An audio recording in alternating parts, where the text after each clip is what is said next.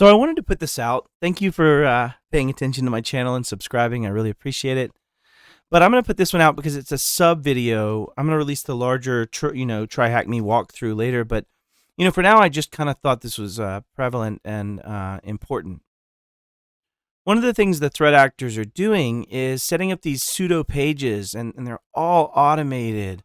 If you want to watch the larger setup and all the full throughput of this, it's in the other video I'll post here in a little while. But for now, this one is going to be about what does the threat actor see and what does the victim see when they have a phishing link.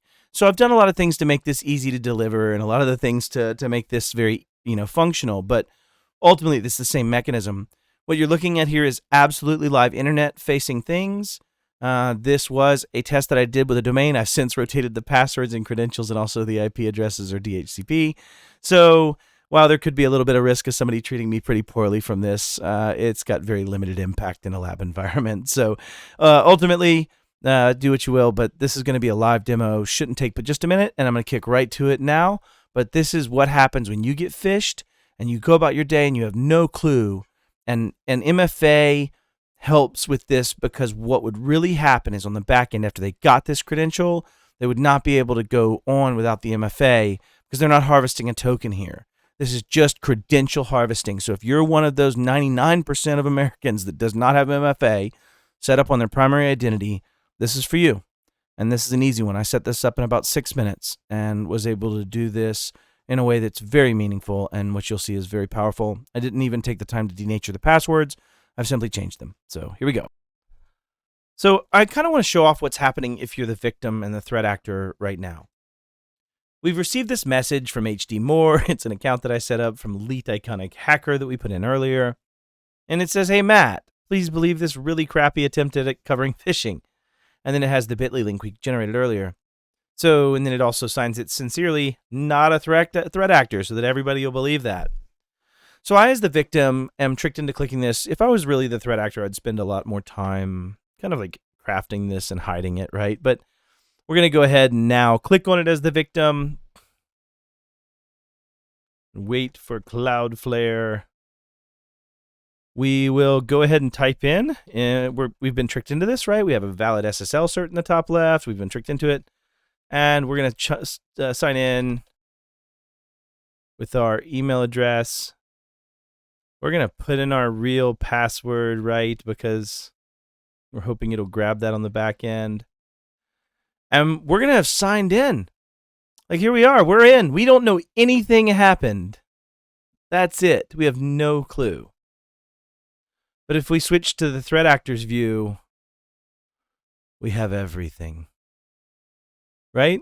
Like, we have everything. We literally have everything. We now can go sign in as that user.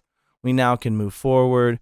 We were able to just absolutely take that information as the threat actor in plain text and go use it. And the victim's really none the wiser, right? As you noticed in our experience, here we sit.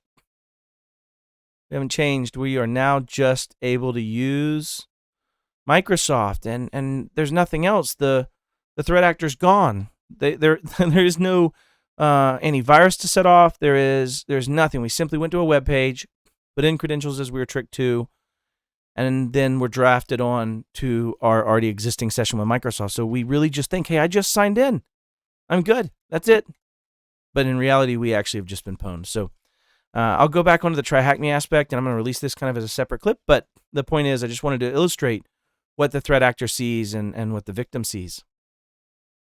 So what I really want to say here that you should take to your SMB clients, or if you're an SMB watching this, is the understanding of why the social engineering aspects and how easy these tools are to get right in your hands of even a dumb like me to deliver these type of campaigns in a way that I gather credentials makes it so stupid, so very stupid not to have multi-factor, because I can get the first easily. Like, I can trick you out of it very simply.